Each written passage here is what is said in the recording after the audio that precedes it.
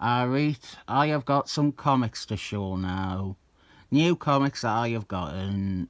New comics and art comics. We've got a bunch of different stuff to display here.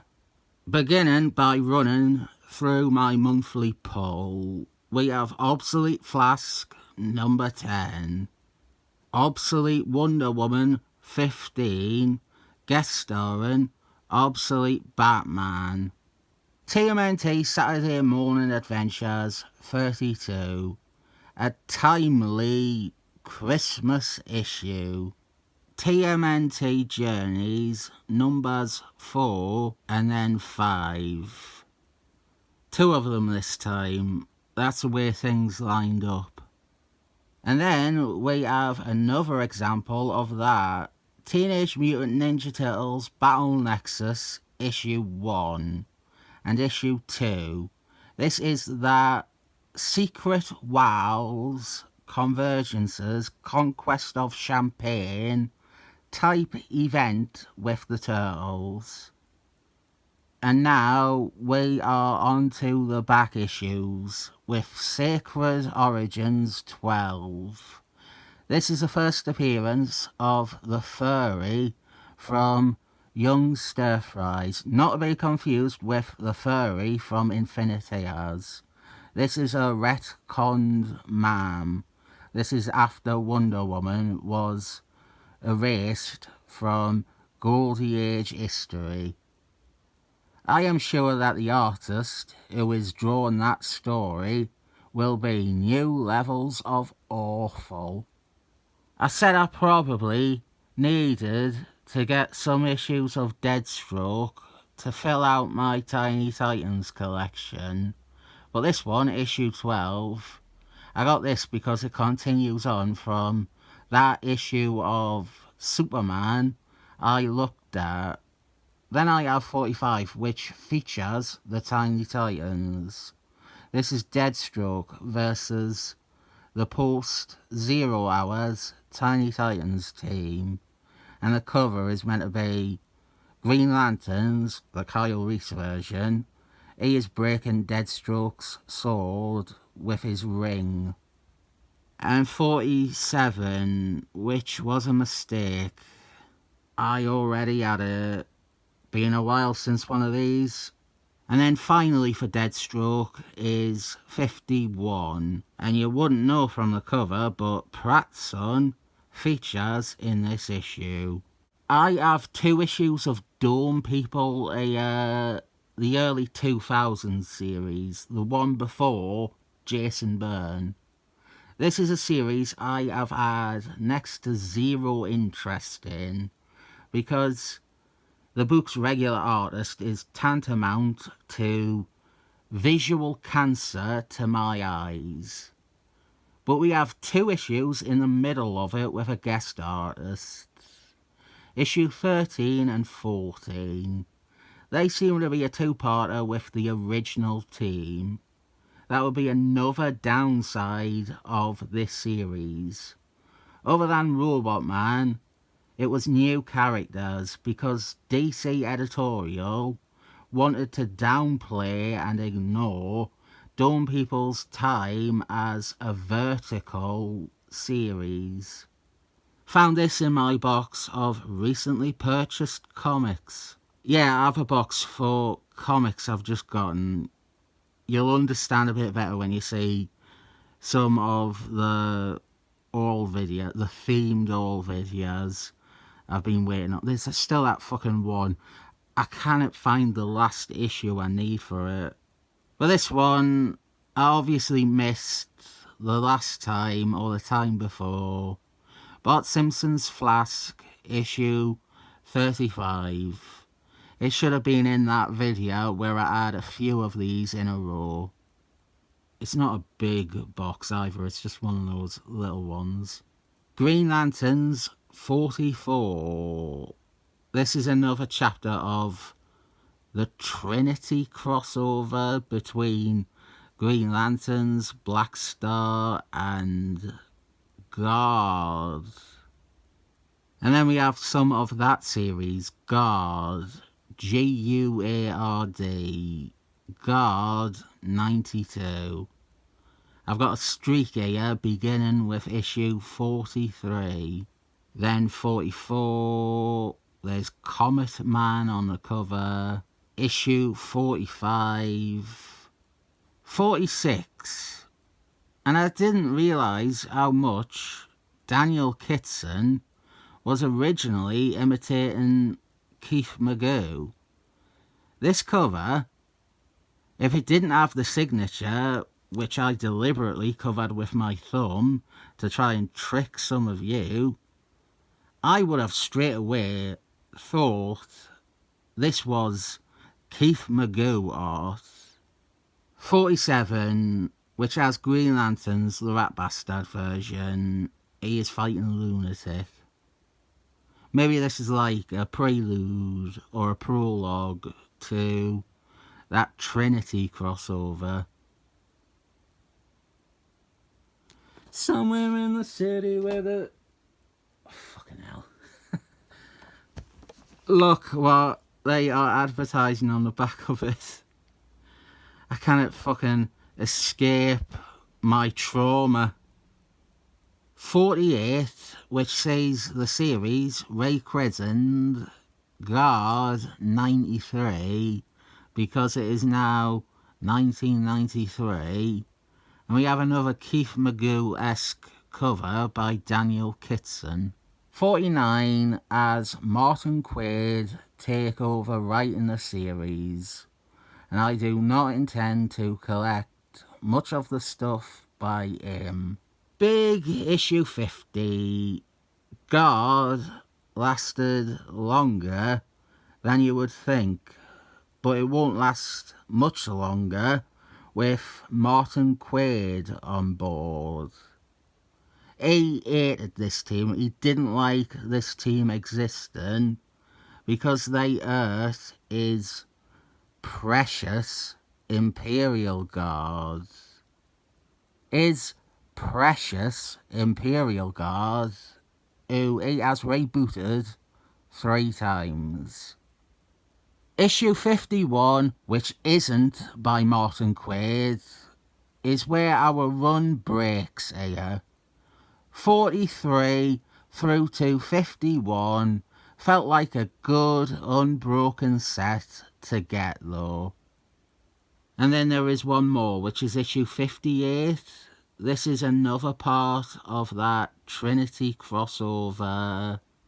I think I have all of that now. I had a bit of a manic episode, and I decided that I needed all of Junior Junior's run on Adjectiveless Spider-Man. I'll have time to explain this. I have collected all of the Vague Age of Spider-Man, which is what I call the period between the Clone Saga and the next chapter relaunch. And Junior Junior is on this series for that era, but he started a year earlier with this, issue 64. And the thing is, Junior Junior's art on Spider-Man at this time is some of my favourite Spider-Man art. I think I have gone on record as saying it is my favourite. This was when Ben Reilly was Spider-Man. Spider-Man's clone took over as Spider-Man. Howie Mandel is writing.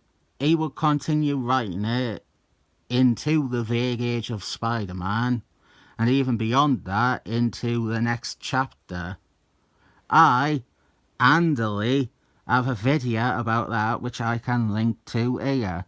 Some of these I got the feeling I might have already had, and that they were buried away in a box of random unsorted comics, and Spider-Man is a big problem when it comes to that for me.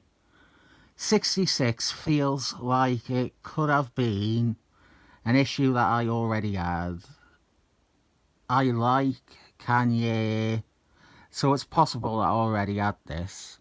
67, I am 80% sure I had this. This was one of the first comics I had, was a reprint of some issues of Spider-Man.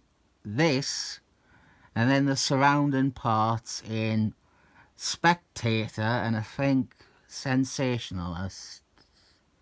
They were reprinted by Panini in the UK. I still have that copy, but it's all cut up. I cut the pictures out of it. What I mean when I say I'm sure I already had this, I am referring to this issue. I know I definitely do have the Amazing Spider-Man and the Spectator Spider-Man issues. 68th. Again, I might have already had this one. Or it could be that the cover is just so well known to my eyes that I think I have it. My Spider-Man long box, which needs expanded into a second one, but I don't know where to sensibly break my collection into two parts. My Spider-Man long box is like the one that's at the bottom. I would have checked and gotten them out like I did for Deathstroke, but I didn't want to lift the 6 or 7 boxes that are on top of it. Issue 70, missing 69. Go on, laugh at the idea of me missing out on a 69. This is an issue I feel more secure saying I don't have, and I'm not even sure I have ever read. That continues on to 71. I believe these introduce the crime boss that Howie Mandel will reuse every now and then in his Spider-Man and even Ghost Driver books. 72, which is an Onslaught Man crossover tie-in. There is an Amazing Spider-Man issue that corresponds with this, and it has a similar cover with Spider-Man and Centennial. Is anyone fidgety or annoyed at me calling Ben really by the name Spider-Man without any clarification? 73 is missing, and we have 74 featuring Dairy Devil, and this also serves as a fantastic in at the next themed all video. Unless I find out one issue that I cannot get for the other themed all video. And then 75, which features the death of Ben Reilly and the return of the true Spider-Man. There is its full cover. I might have had this. It's a good issue mostly. My fear now is that I will feel the need to get the Howie Mandel Junior Spider-Man issues from the next chapter, or the ones that I don't have. I already have about half of them. I have never had the 8 on for Howie Mandel that most people have. I don't think he is a great writer by any measure. He's often not even a good writer. But I think he also wrote a lot of comics that are not as bad as his reputation would have you believe all his output was. The first year or two of Ghost Driver, certain story arcs in Spider-Man. Don't get me wrong, to quote the Pretenders, he has written some abhorrent shit, but the overall assessment of him as one of the worst comic writers ever feels founded entirely on what he was writing or best known for at the time when the internet became big and internet communities devoted to comics started to develop. I've talked about all this before. My theory is that when the internet started, the three creators that were unanimously despised by fans were Jason Byrne, Robert Liefeldman, and Howie Mandel. And to Robert the subscriber, sorry, I keep making you blow your load into your pants, but the poison mentioned here is indeed the one from that painful Digivolutionary War annual. I end this disappointed in myself because I know that I am either going to get those next chapter issues or I'm going to get issues of the other books during the tail end of the Clone Saga. I already have bits and pieces. Convince me I need more Deathstroke instead. Why not?